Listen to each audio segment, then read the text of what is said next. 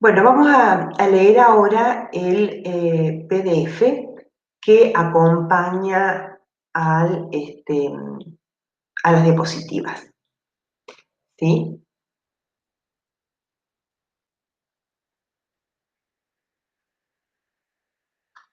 Bueno, fíjense que es el mismo apunte que, como decía, acompaña la diapositiva, así que lo ideal es que lo lean juntos, que apoyen lo que van a trabajar en las diapositivas con este material, porque son los mismos temas, los mismos planteos, pero un poco más profundo, así que les va a servir para comprender el tema totalmente.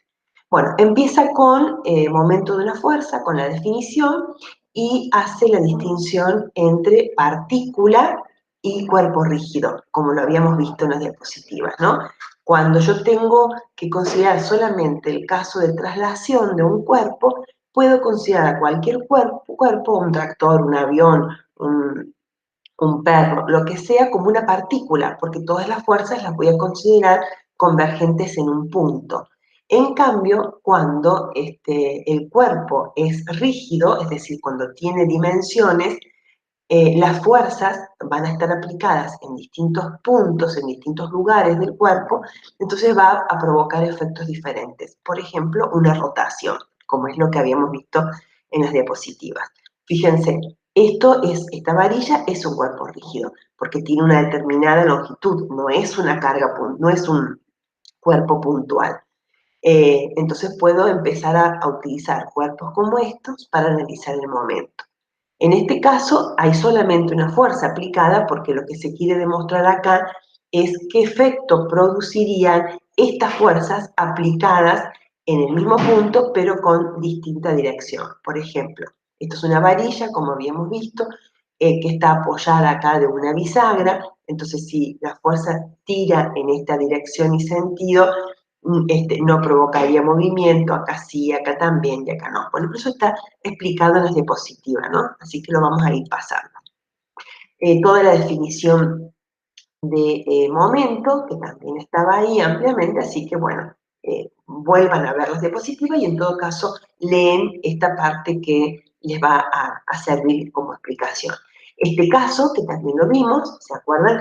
El de cómo calcular el momento, en este caso donde hay una fuerza que forma un ángulo tita con la horizontal, entonces por definición el momento que va a hacer esta fuerza se calcula multiplicando el valor de la fuerza por su distancia mínima perpendicular al punto el cual elijo eh, con respecto al movimiento que va a hacer. O sea, si acá hay una bisagra y acá hay una fuerza actuando, esta varilla se movería en sentido antihorario, ¿verdad?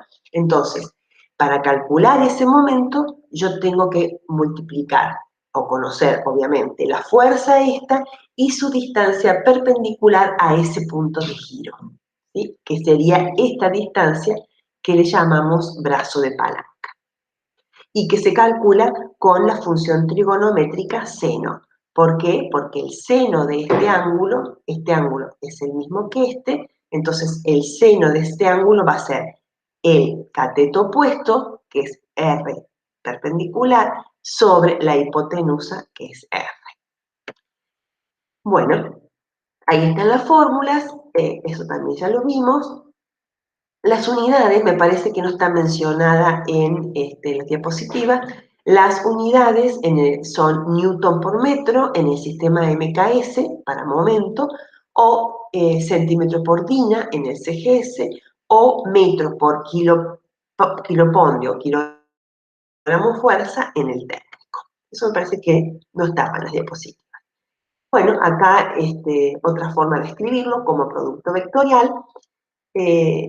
Y después acá aparece el cuerpo rígido, ¿se acuerdan? Esto es un cuerpo rígido, porque acá tengo dos fuerzas aplicadas del mismo valor, pero sentido contrario. Fíjense, si esto no fuera considerado un cuerpo rígido, sino un cuerpo puntual, estas dos fuerzas estarían en el mismo punto, convergiendo en el mismo punto. Entonces, lo único que podría decir es que la sumatoria de la fuerza es cero, y no podía hacer ningún tipo de comentario en cuanto a su momento. Fíjense acá, si esta fuerza está actuando en este sentido y en esta dirección y tiene el mismo valor que esta otra fuerza que está actuando en este otro sentido, el efecto que va a provocar es el de rotación. Esta barra caería o rotaría en sentido antihorario. ¿Sí? Entonces, con esto ahora yo puedo decir que la primera ley de Newton o el enunciado de la condición de equilibrio que habíamos dicho que le correspondía una sumatoria de las fuerzas igual a cero, ahora también le tengo que agregar, además de esa condición, que la sumatoria de los momentos sea igual a cero. Estas son las dos condiciones que se deben cumplir para que un cuerpo esté en equilibrio. El ejemplo 3.1 es el que vimos con el puente, con el tractor, así que no lo vamos a ver, está ahí también resuelto y paso por paso, así que si no lo han entendido o si necesitan alguna explicación, acá está todo resuelto para que lo puedan ver. Vamos a ver el ejemplo 3.2, que ese no lo vimos, y veamos un caso donde las fuerzas que intervienen ya no son paralelas entre sí, como en el caso anterior. Supongamos que de la cima de un poste de altura h, este es el poste de altura h, sobre el nivel del terreno, ¿sí? Está prendido un cable que tira de él en dirección horizontal con una fuerza F. Para evitar que el poste se curve por efecto de dicha fuerza, se instala una rienda consistente en un cable de acero. Pregunta, ¿cuál es la tensión de la rienda? B, ¿qué fuerza vertical le transmite la rienda al poste? C, no, acá hay un error, miren, me doy cuenta ahora. ¿Cuál es la tensión en la rienda? Pregunta en A. ¿Qué fuerza vertical le transmite la rienda al poste? Ah, no pregunta C, sí, está bien. ¿Y qué superficie mínima deberá tener el muerto a colocar en la base del poste para evitar que éste se hunda en el terreno? Muerto se le llama a esta superficie que tiene como base el poste, ¿no? Y que como va siempre enterrado a una determinada profundidad, se le dice vulgarmente muerto. Entonces, sobre el poste tendremos tres fuerzas, ¿sí? La tensión que tira la rienda, que llamaremos T, esta, la fuerza con la que tira el cable, F, y la reacción del terreno, R, que en realidad actúa sobre el muerto, pero como puedo correrla, ¿sí? Que le transmite, pero como está en este punto, yo la puedo desplazar hacia el extremo, hacia el vértice, hacia el extremo superior del poste, como para que veamos las tres fuerzas juntas, ¿no? Entonces, esas son las tres fuerzas que están actuando. No voy a correr para ver. Fíjense, entonces vamos a ver qué momento hacen estas fuerzas. Tengo que elegir un momento alrededor del cual se produciría la rotación, en el caso en que ocurriera. Este es el poste, entonces la rotación va a estar acá abajo. O sea, si el poste se cae, se caería hacia la derecha, ¿sí? O hacia la izquierda. O sea, el movimiento de rotación sería en sentido horario o en sentido antihorario. Si actúa esta fuerza F, sería en sentido horario. Y el momento sería F por su distancia perpendicular al punto, que sería H, porque ella ya es perpendicular. Acá no tengo que considerar ningún ángulo, porque F ya es perpendicular a H. Entonces el momento es F sobre H, por H. A ver si lo tengo acá. Sí, acá abajo está, miren. Si no corro tanto, lo veo. Momento alrededor del punto O es menos negativo, porque sería en sentido horario. Acuérdense que dijimos en sentido horario, es negativo el momento. Sería entonces H por F. ¿Sí? Voy a subir un poquito para arriba. Y ese sería el momento de esta fuerza, F por H.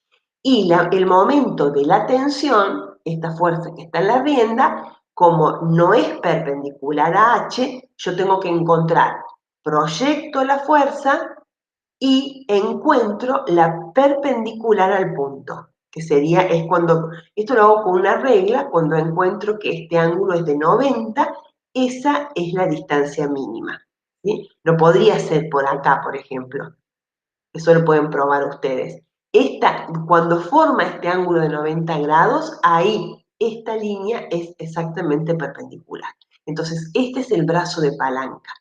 Y este brazo de palanca va a valer, voy a usar seno, este es el cateto opuesto, el ángulo es de 90 menos tita, porque este es tita, este es 90, entonces este es 90 menos tita. Entonces voy a usar la función seno, a ver, lo vamos a ver acá abajo, va a ser h por seno de 90 menos tita por t. Y es positivo porque el momento t sería en sentido antihorario. ¿Mm? Ahí tengo los dos momentos. R no hace momento, ¿no? R no hace momento. ¿Por qué? Porque si yo proyecto R, coincide, está aplicada en el punto O. O si lo digo de otro modo, R en realidad yo la llevé allá arriba. R estaba acá, porque es la resistencia entre el terreno y el poste. Entonces, las fuerzas que están aplicadas en el punto que elijo como punto de giro no hacen momento, básicamente porque su distancia a ese punto es cero. Entonces, las únicas dos fuerzas que hacen momento son estas dos. Y ese momento es el que escribimos ahí abajo.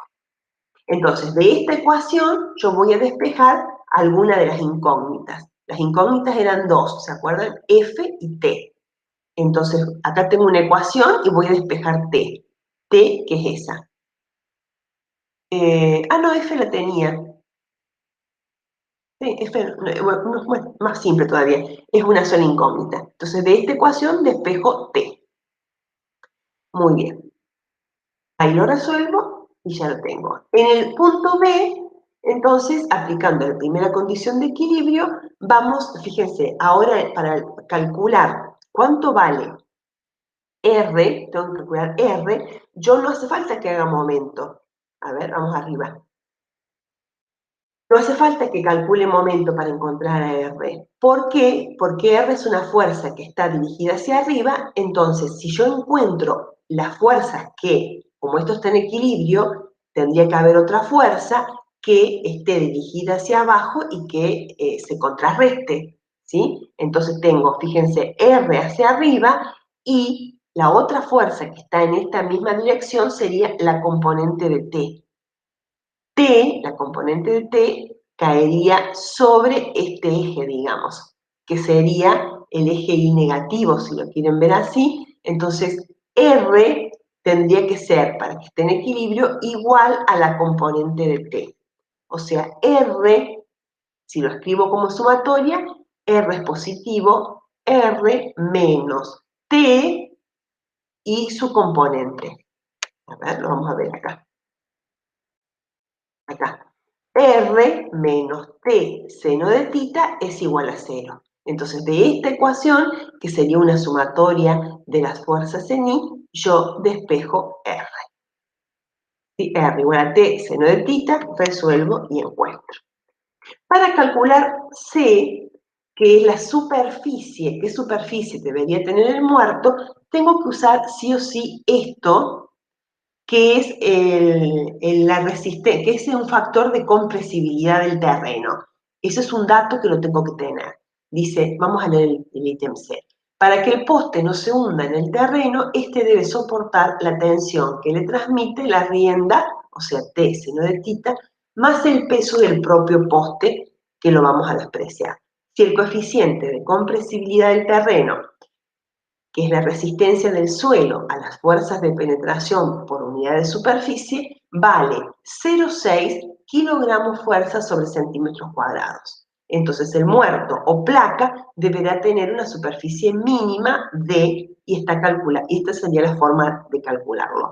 La superficie, el cociente entre la fuerza y el coeficiente de compresibilidad, ¿sí? Y si lo quieren más un criollo, es una regla de 3.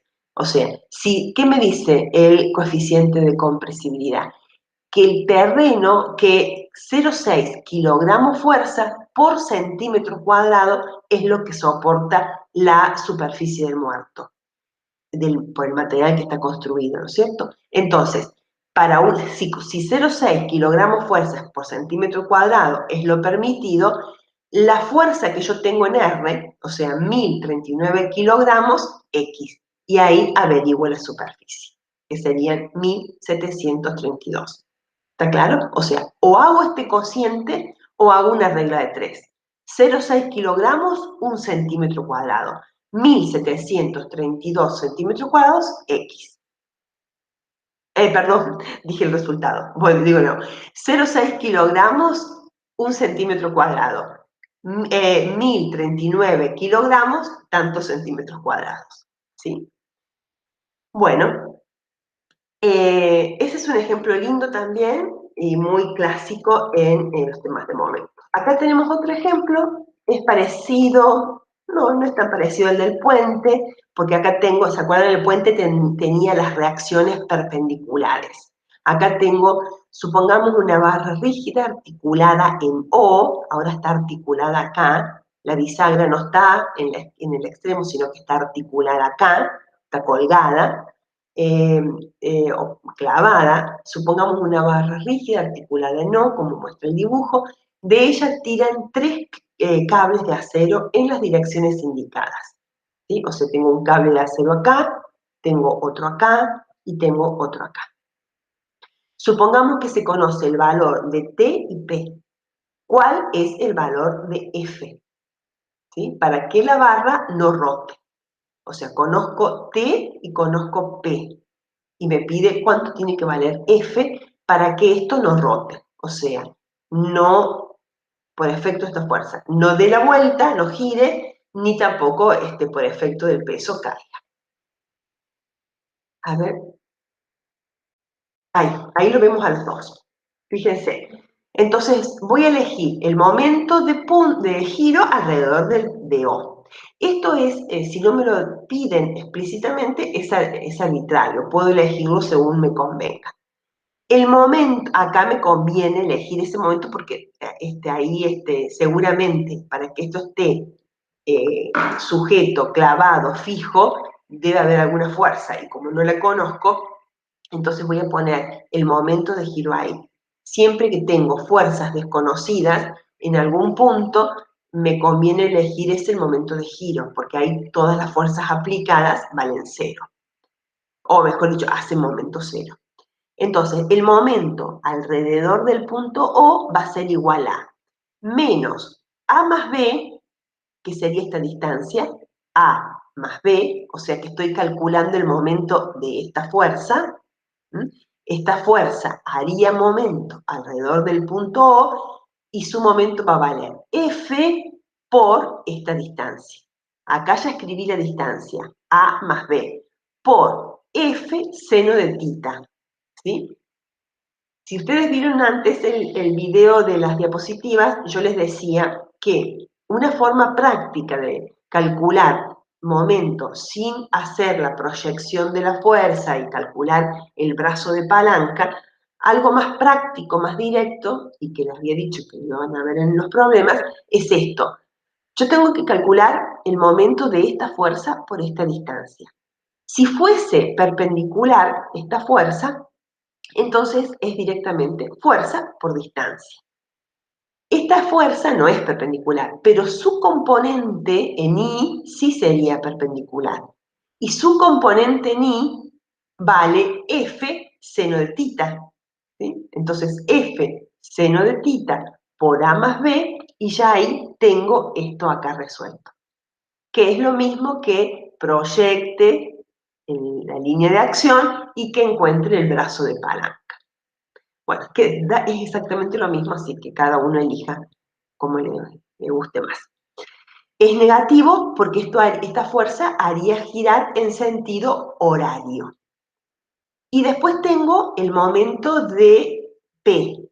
P es una fuerza perpendicular, entonces su momento va a ser P por B. que es directamente esta distancia.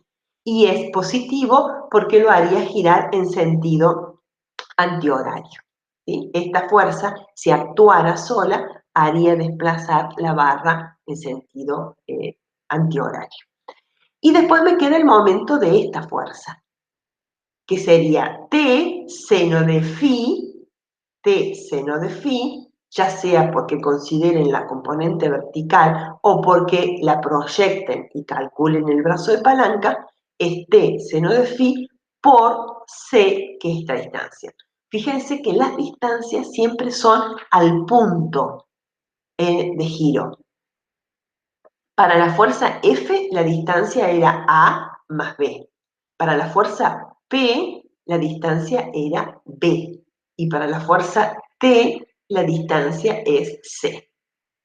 Bien, toda esta sumatoria tiene que ser igual a 0 para que esté en equilibrio. Entonces, de esta ecuación, yo despejo F, que era lo que me pedía. O sea, F, que la tengo ahí, la despejo. ¿Mm? Y acá tienen cómo también lo puedo hacer con los brazos de palanca. ¿Sí? O sea, es muy similar el procedimiento a lo que hacíamos con fuerza. En fuerza, ¿qué hacíamos? En sumatoria de fuerza. Escribíamos la sumatoria, la igualábamos a 0 y de esa ecuación despejábamos la incógnita. Acá tengo que hacer la sumatoria de los momentos igual a 0 y de esa ecuación despejar la incógnita. Bueno, cuplo par, que es una definición, y ahí también lo habíamos visto, centro de gravedad, bueno, acá también tienen lo que habíamos dicho de, cuál es el significado físico del centro de gravedad, ¿se acuerdan también con esto? Que, bueno, yo estoy suponiendo que ustedes van a ver este video después de haber visto el de las diapositivas. Si lo hacen antes, si antes ven este video, sepan que cuando digo ya lo vieron es porque está en la diapositiva. Era de un cuerpo de una forma determinada y encontrar el peso, su posición de centro de masa, que es el punto donde está concentrado el peso, que sería el equivalente a la sumatoria de todos los pesos que ejercen cada una de las partículas que conforman el cuerpo. Bueno, eso lo vimos en las diapositivas y acá está más explicado con más teoría, así que después lo leen si quieren detenidamente, pero ya vimos estos y las ecuaciones. Vamos sí a este ejemplo que tienen uno que resolver en la guía de problemas y está basado en lo anterior y les va a venir bien. Fíjense, acá lo que hicimos fue de un cuerpo cualquiera dividirlo en partes, rectángulos, digamos, con la intención de que fuesen muy pequeños para hacer una sumatoria. Lo que hacemos acá, cuando tenemos que localizar un centro de gravedad de un cuerpo conocido, fíjense, dice el ejemplo 3, a un chapón rectangular de espesor constante se le ha quitado un trozo también rectangular, según muestra el dibujo. Suponiendo que pesa 100 kilogramos fuerza o kilopondio por metro cuadrado, averiguar la ubicación del centro de gravedad, por ejemplo, si se tratara de una pieza de una máquina en una fábrica, podría ser tomada con un electroimán en ese punto para trasladarla horizontalmente hasta el lugar del ensamblado. Eso es para justificar ¿cuál sería la utilidad de encontrar el centro de gravedad? Sería el punto en donde está concentrado el peso del cuerpo. Entonces, si yo tuviera que levantar este chapón, por ejemplo, con un electroimán, lo ideal sería que pudiera hacerlo, pudiera localizar ese punto, ¿no? Porque ahí estaría localizado el peso y sería fácil trasladarlo. Entonces, ¿qué hago con esta figura? Siempre que tenga que calcular entonces la posición del centro de gravedad con una figura geométrica que puede ser conocida en cuanto al cálculo de su superficie, lo puedo hacer. Por ejemplo, acá, me parece que lo tenemos dibujado ahí más abajo. ¿Sí, ven? Entonces, ¿qué hago? Tengo que ubicar el centro, mi objetivo es encontrar la ubicación del centro de gravedad, ¿sí? Que sería el punto donde estaría concentrado el peso total. Entonces lo que voy a hacer es dividir esto en 3 partes. ¿Por qué? Porque esto es un rectángulo, este sería otro y este sería otro. Entonces yo puedo encontrar en cada una de estas piezas el punto medio, donde estaría localizado el centro de gravedad, porque en el enunciado me dice que es homogénea, esta chapa es homogénea. Entonces el centro de gravedad estaría en la mitad para el eje X, sí, bien digo, en la mitad de 70. Y para el eje Y, en la mitad de 1 metro, que sería esto. Hago lo mismo para esta porción. En ese punto estaría localizado el peso o el centro de gravedad de esta pieza. Y lo mismo para esta. Ahora lo que tengo que hacer es encontrar el centro de gravedad de toda la pieza. Entonces, para eso fíjense que conozco todas las dimensiones. Entonces, lo que voy a hacer, y acá tengo los valores. Entonces, lo que tengo que hacer es encontrar la coordenada X para el centro de gravedad y la coordenada en Y. Entonces, ¿qué voy a hacer? Para en X voy a multiplicar acá un momento, otro momento y otro momento, que van a ser productos de distancias y pesos. A ver si me voy para arriba. Me ha quedado medio incómodo acá. Uno más, ahí. Fíjense, 0,35 por 70. ¿Sí? Lo que tengo acá. Esta distancia que tengo acá. Acá tengo los pesos, ¿no? De donde, como resulta evidente, x1 es 31, x2, x3, y1, y2 e y3. Y por otra parte, w1 es de 70 kilopondios, o sea, esto es 70. El peso de esta porción del chapón es de 70, que es lo que tengo ahí, por 35, que es la distancia x1, más 1,17, que es la distancia esta, por el peso 2, que es 65,8.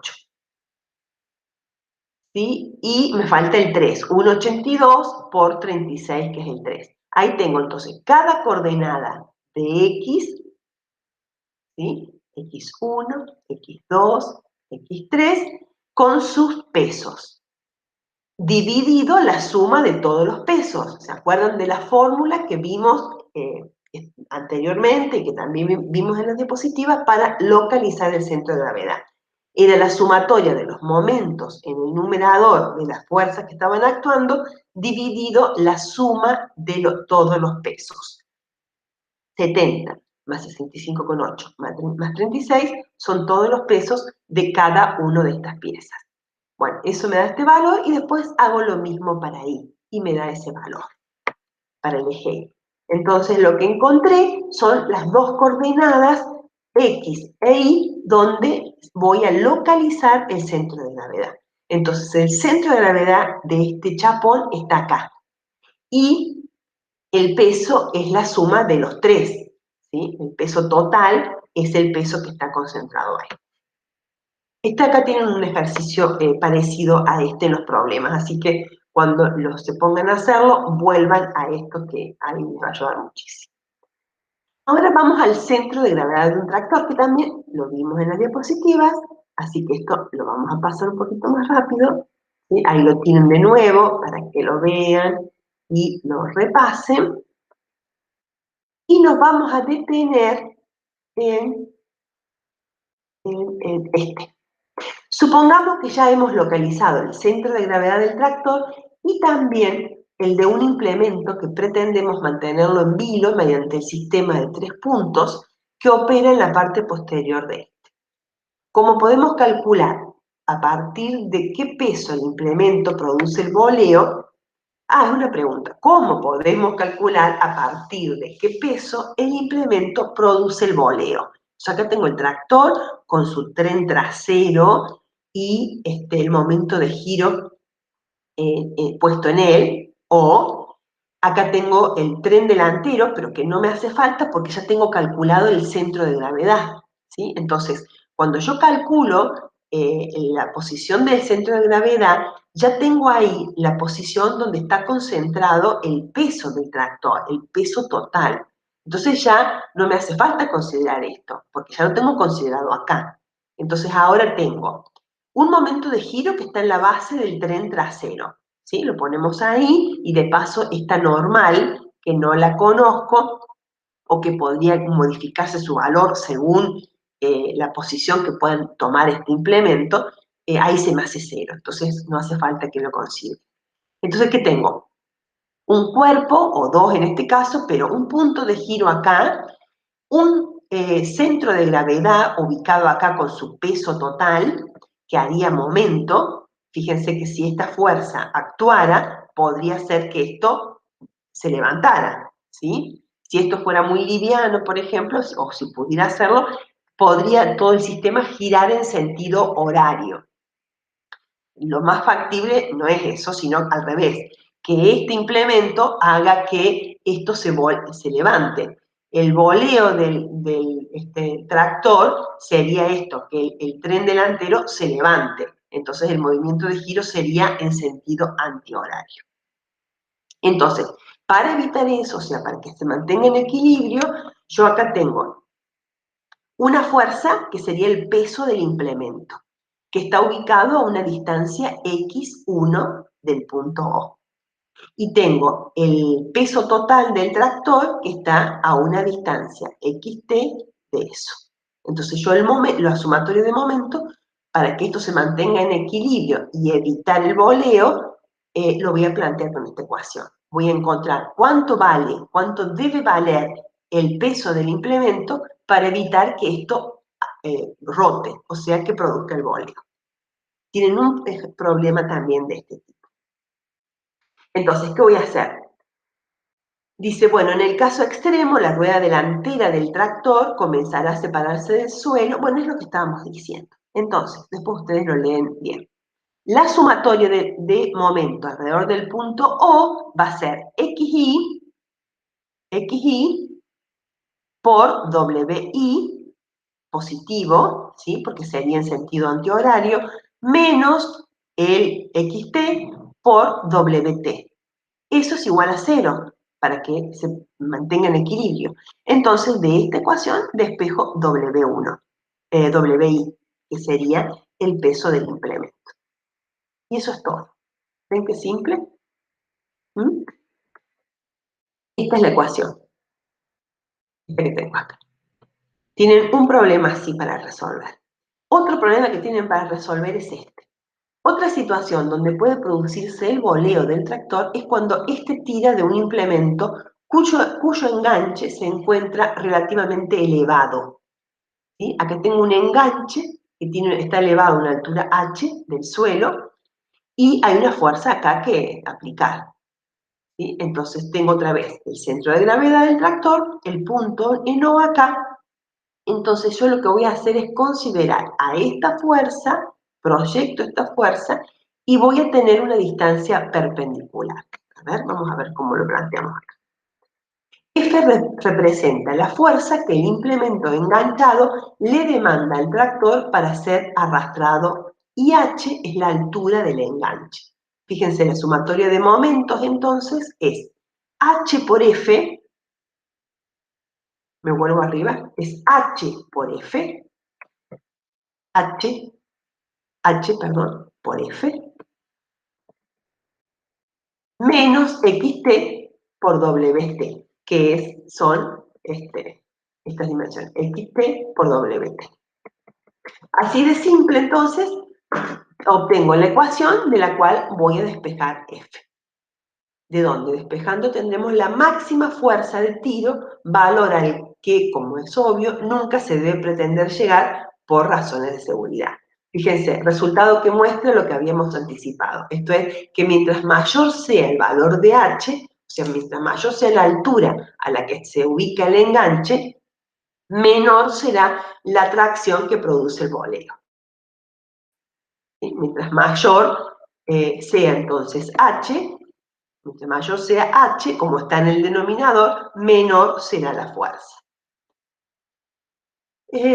Bueno, el último caso, con el fin de poder aumentar en alguna medida, ya sea la fuerza en el enganche o el peso del implemento a soportar por el sistema de 3 puntos, suelen colgarse pesas o lastres en la trompa del tractor, ¿sí? O sea, para evitar el boleo y para poder llevar una fuerza mayor, acá se ubican lastres, lo que equivale a correr su centro de gravedad hacia adelante. Si yo hago esto, ¿sí? Supongamos que esto no se mantuviera en equilibrio y hubiese un boleo, entonces coloco lastres en la trompa. Pero cuando ponga este peso acá, este centro de gravedad se va a correr, porque antes estaba a una determinada distancia del tren trasero, cuando estaban los pesos solamente distribuidos en tren delantero y tren trasero. Si pongo lastre, entonces el centro de gravedad se corre. Bueno, tendré que calcularlo de nuevo, no hay ningún problema. Acá está hecho. Entonces ahora, no sé si está hecho acá. Nuevamente, no, solamente lo menciona. Acá, a ver, la sumatoria de los momentos, ya se me está terminando la voz, chicos. Va a ser H por F menos XT por WT. No está calculado el nuevo corrimiento. Solamente está planteado el momento para las fuerzas. A ver, lo vamos a ver. F por H es un momento. El otro momento es el W total, el peso total del tractor, por XT. Y el otro momento es el peso del lastre, WL, por su distancia al punto O, que va a ser L, más este pedacito A, en donde es a la distancia en la que está colocado el lastre. Bueno, de ahí despejo, de base, ahí despejo y obtengo el peso del lastre que necesito. Acá lo tengo. De esa ecuación siempre es igual a 0 porque está en equilibrio, esa es la condición. De ahí despejo WL y obtengo el peso del lastre que necesito para que en ese caso no ocurra el boleo. Y bueno, y hay los tipos de equilibrio, que también eso ya lo vimos en las diapositivas, y si no lo han entendido, acá está súper explicado, ¿no? Los cuerpos suspendidos y los cuerpos apoyados. Solo que en el caso de los cuerpos apoyados, acá tenemos el ejemplo de un carrito de este tipo, entonces cuando el plano de sustentación es grande, entonces el equilibrio es estable.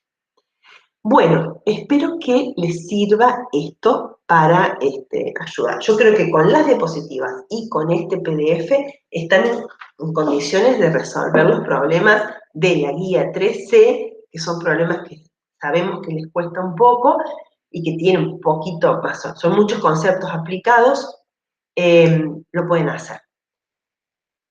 No obstante eso, bueno, veremos algunos, pero ustedes pónganse a hacerlos porque ya con esto pueden avanzar muchísimo.